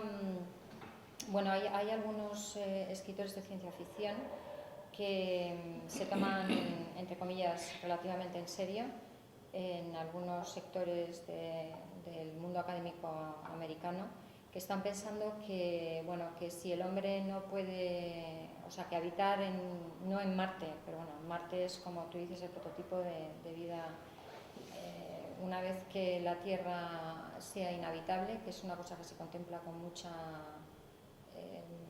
intensidad en estos momentos, sea a corto plazo o a largo plazo, ¿dónde nos vamos? Entonces hay que colonizar otros sitios. Y si el ser humano tiene problemas en adaptarse a la vida de otro planeta, lo que hay que hacer es una ingeniería genética para adaptarnos nosotros a, pues no sé, a la presión, a las temperaturas, etcétera. Entonces se están diseñando posibles, entre comillas, ¿no?, pero posibles versiones del humano que, por ejemplo, pues si vamos a necesitar más brazos, que serían los pulpos de la Guerra de los Mundos, o si no vamos a necesitar brazos y vamos a necesitar muchas piernas. Bueno, es ciencia ficción, pero... ¿Me estás haciendo una pregunta o es un comentario? Es un comentario, sí. Ya, hay un capítulo en el libro dedicado a terraformación marciana. Y eso que comentas, pues sí se oye últimamente, ¿no? Pues es ciencia ficción. Sí. Como todo el tema de la terraformación en realidad, aunque se han hecho congresos sobre el tema y los científicos a veces se descuelguen hablando sobre el mismo, es ciencia ficción. Realmente no se tiene ni idea cómo. Lo que sí que sabemos hoy en día es que por primera vez la civilización ha sido capaz de cambiar un planeta. Y ese planeta ha sido nuestro, ¿no? Entonces sabemos que nuestra actividad puede tener impacto a nivel global. Ahora, lo que no sabemos, de momento sabemos destruir, como siempre. Lo que no sabemos bien es cómo hacerlo para construir un planeta como sería colonizar Marte, ¿no? Cómo cambiar la atmósfera de Marte, qué es lo que habría que llevar allí para hacerlo, etcétera, etcétera. Y hoy por hoy, incluso el viaje es ciencia ficción. Aunque estén diciendo continuamente que se va a ir a Marte, lo están diciendo ya hace 20 años, que están diciendo que vamos a Marte. Y es un problema a nivel de ingeniería complicadísimo. Y a nivel psicológico es brutalmente complicado. Tienes que meter 7 personas en una lata de sardinas y echarla 50 millones de kilómetros a viajar, ¿no? En un viaje de 6 meses de ida, una estancia ahí de otros 10-12 meses y otra vuelta de 6 meses. Bueno, cuando digo una lata de sardinas es que la gente en la nave estaría así.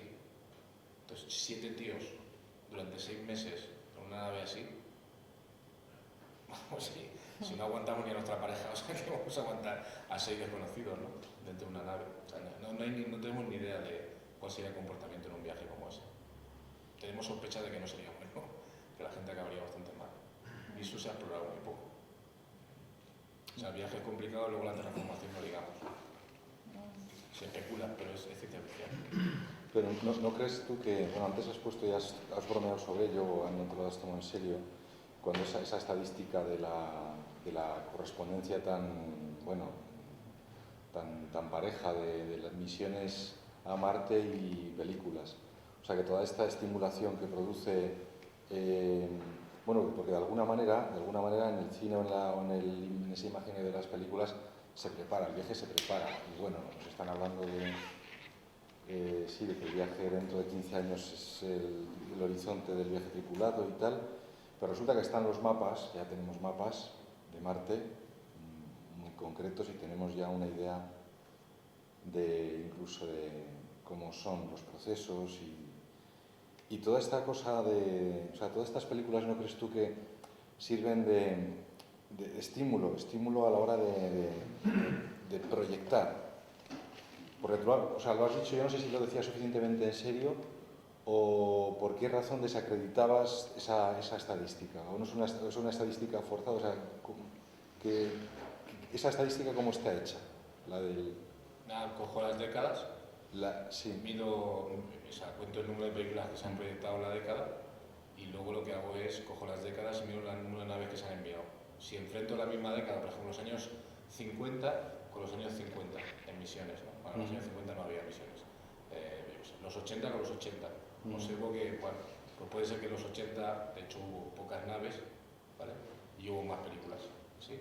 Pero si lo que hago es mover ahora una década todo, observo que cuando hay muchas películas hay muchas naves y lo que va adelante es el número de películas. O sea, si en la década de los 80 hubo muchas películas, en la década de los 90 hubo muchas naves. Entonces, la broma que hago es, claro, con los ingenieros aeronáuticos, ¿vale? Lo que estuvieron viendo las películas de los 80 y luego se pusieron a trabajar para mandar naves en los 90. ¿Y tú crees que es broma? Es que lo dices, o sea, yo lo pongo como más en duda, ¿no? Bueno, yo creo que es broma porque doy estadística.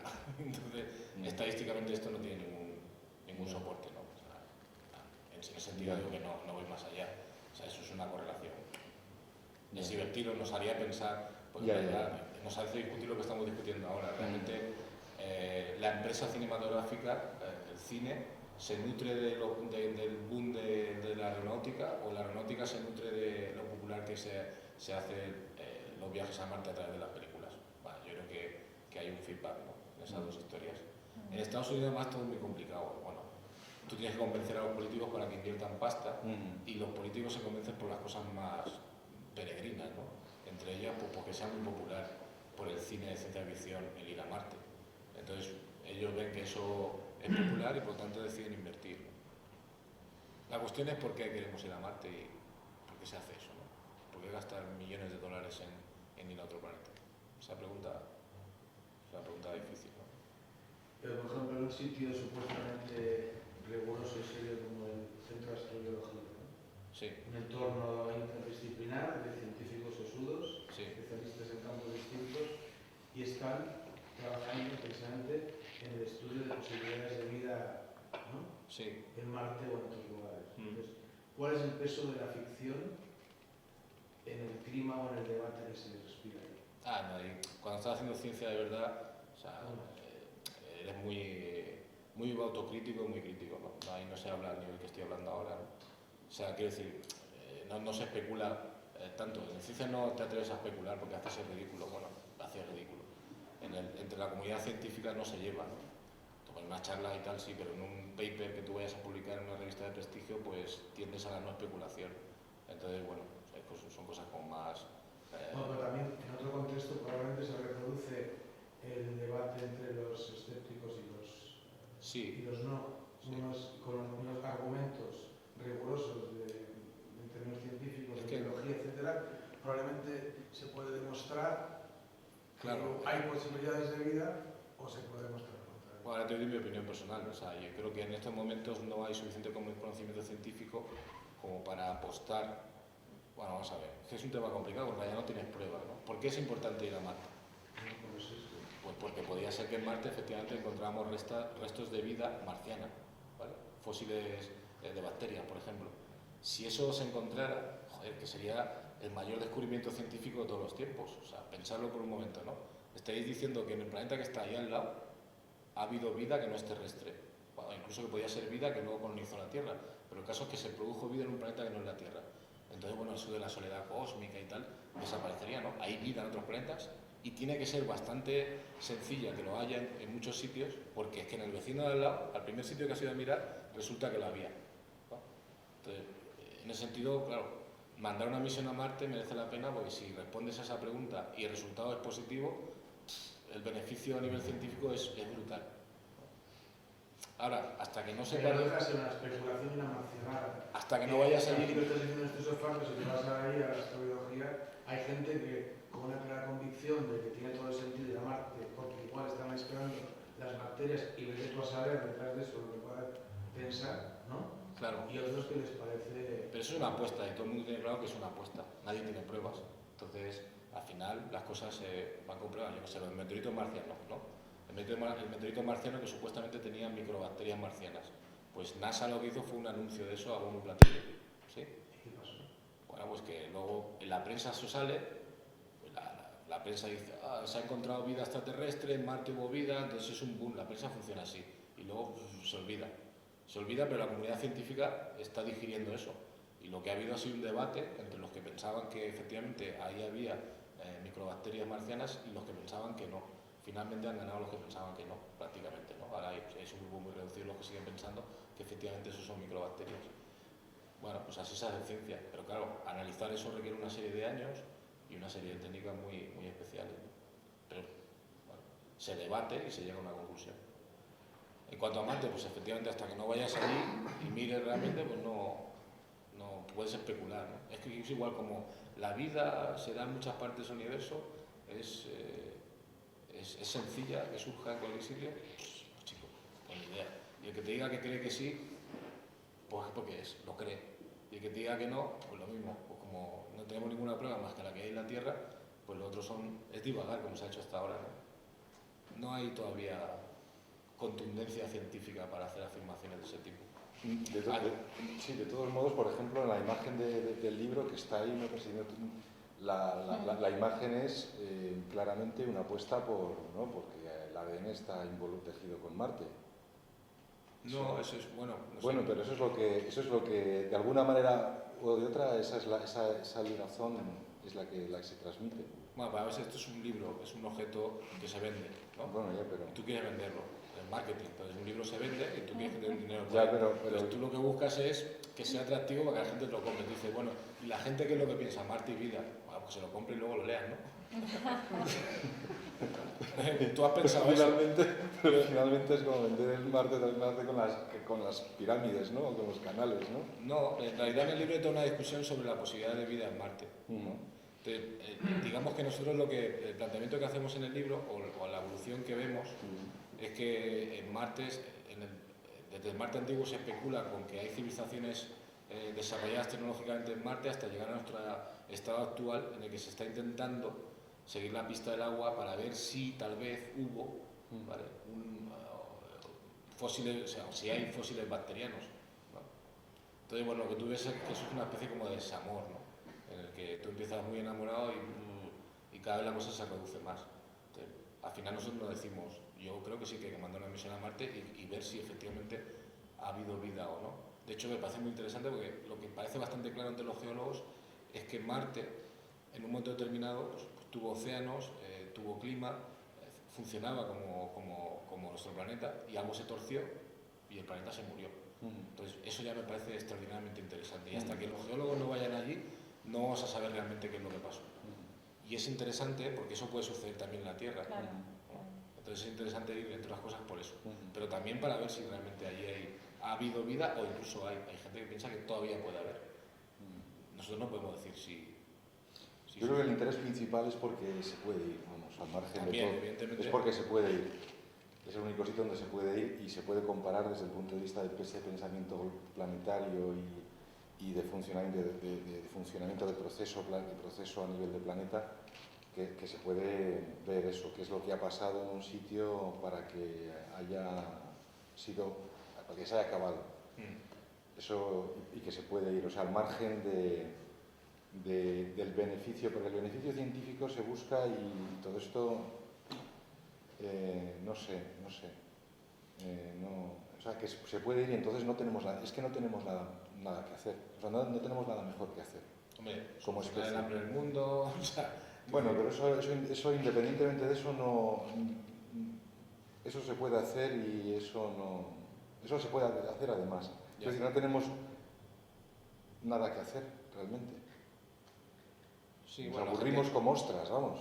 Ya, la gente que no está de acuerdo con las misiones espaciales, lo que dice eso, pues ese dinero que se invierte en misiones, pues darlo para acabar con el hambre del mundo.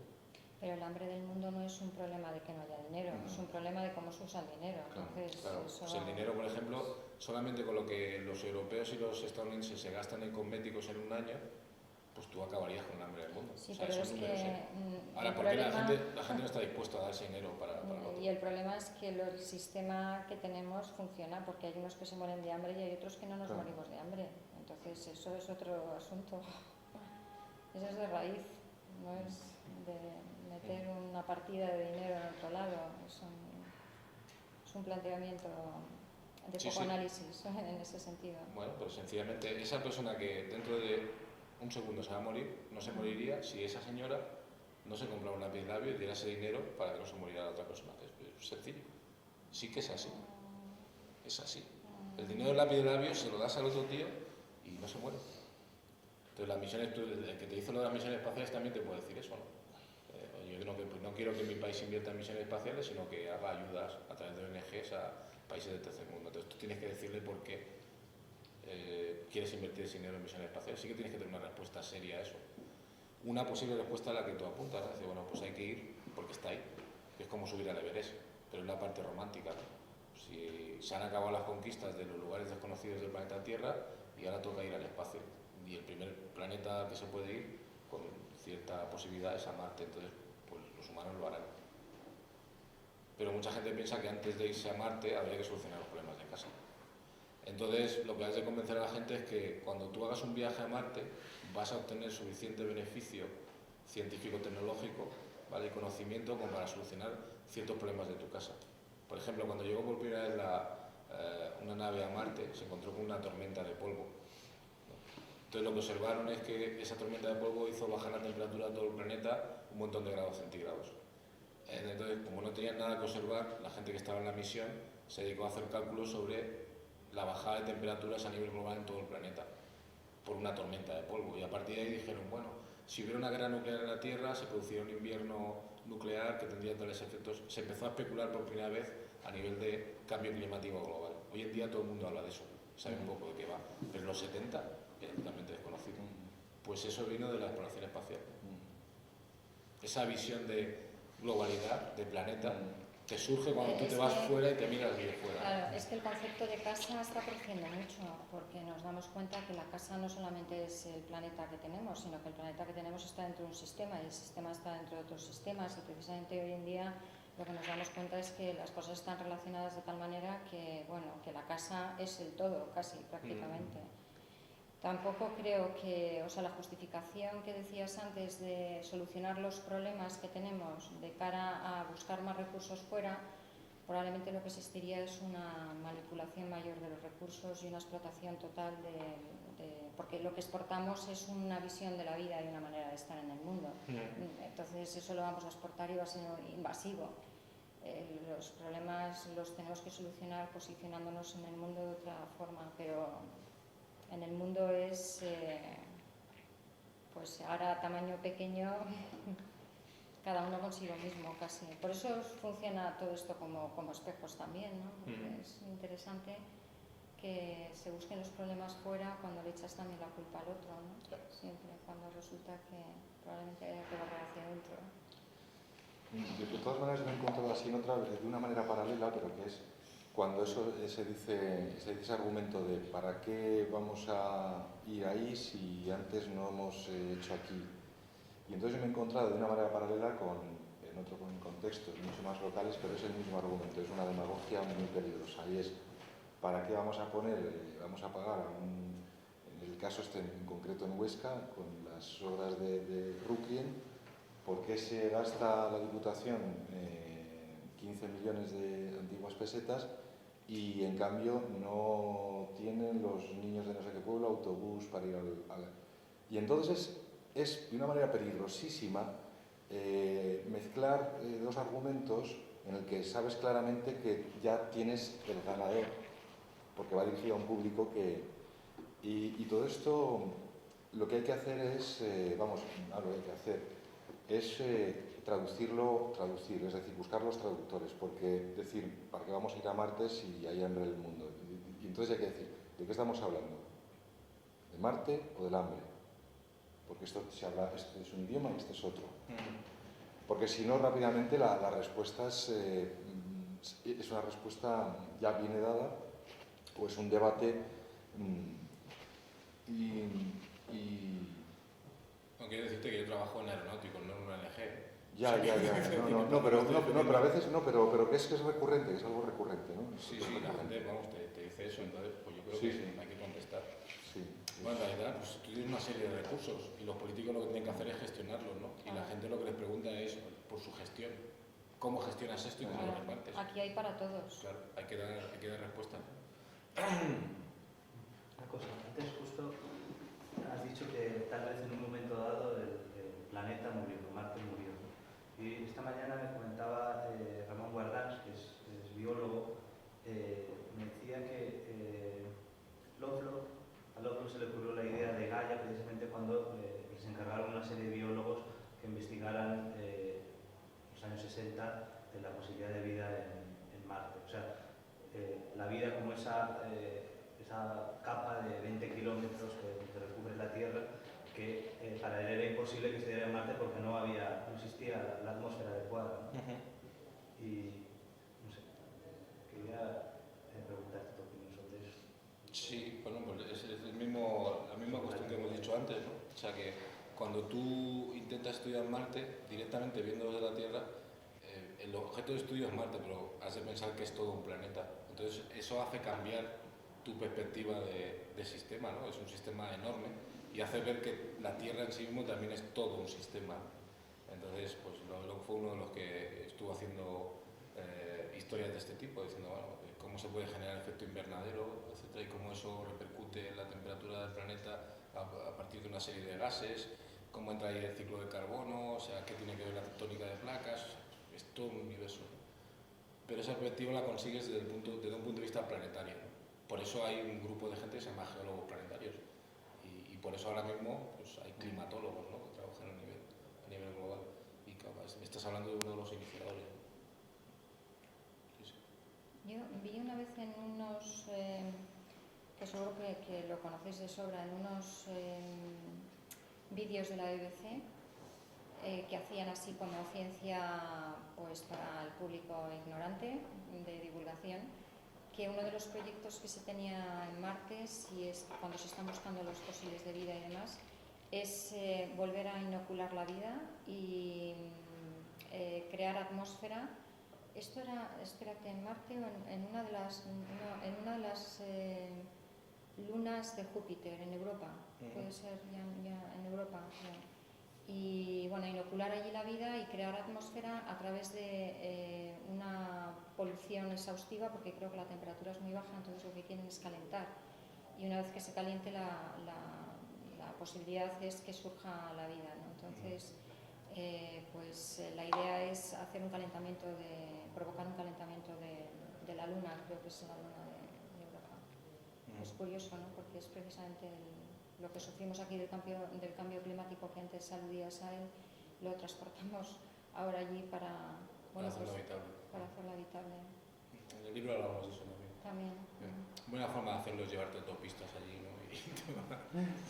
y soltando gas. O sea, te coges la A5 y la llevas hacia allá y desvías tráfico de Madrid y seguro que en un par de años tienes aquello calentito. Tiene un problema también, pues realmente cuando miras los posibles candidatos, pues la idea, ninguno cumple todas las características necesarias como para hacer eso. Los candidatos son bacterias. Entonces es que tienes un montón de problemas en un planeta como Marte, ¿no? Tienes una atmósfera muy tenue y en realidad no tienes capa de ozono, por lo cual el suelo está bombardeado continuamente por radiaciones peligrosas que muy pocos seres de este planeta soportarían, ¿no? De hecho es uno de los problemas para meter gente allí, la radiación, ¿de acuerdo? Entonces hay algunas bacterias que por ejemplo sí lo soportan, que son extremófilas, como Rayodurans es una de ellas, una bacteria que se ha descubierto recientemente en las piscinas de las centrales nucleares, soporta una cantidad de radiación brutal. Pero bueno, es una bacteria que no vive por la fotosíntesis, entonces ¿de qué se alimentaría allí? O sea, entonces tienes que montar una especie de ecosistema, pero ¿cómo montas un ecosistema y cuáles son los componentes, ¿no? ¿Cuánto dudaría eso en cambiar la atmósfera del planeta? O sea, todo eso es ciencia ficción todavía. Está bien que se especule, de hecho yo le dedico un capítulo entero a la especulación, porque es divertido, ¿no? Está en una fase más que embrionaria, vamos. Y allí en la Escuela de Ingenieros Aeronáuticos, Marte ocupa un lugar así en el imaginario de los estudiantes, o cómo... Bueno, yo estoy convencido que sí. Como estaba convencido, este año di un curso de libre elección y en el curso establecí un número máximo de matriculados que eran 320 y se apuntaron 600. Pero claro, es ingeniero aeronáutico. Yo sabía perfectamente, un chaval que quiera hacer una carrera como ingeniero aeronáuticos, que ha mamado. Pues mangas, como tú dices, TVOs de ese tipo, películas de ciencia ficción, naves espaciales, Marte. Eso es lo que está en su imaginario y por eso ha ido a la escuela. Lamentablemente luego que se encuentra pues, unos celacantos que están escribiendo en la pizarra una serie de fórmulas incomprensibles, ¿no? Yo creo que debe haber cosas como estas también en la universidad, ¿no? O sea, seguir manteniendo todavía la llama que hizo que ellos fueran a hacer esa carrera. Porque parece que la carrera que ellos están haciendo sea una carrera de obstáculos para conseguir un título y supuestamente luego poder trabajar en una misión espacial, por ejemplo, que ellos pueden hacerlo. Pero caen por el camino.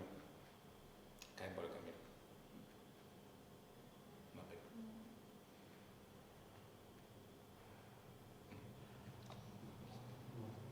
Pues muchas gracias. Pues a vosotros por la atención.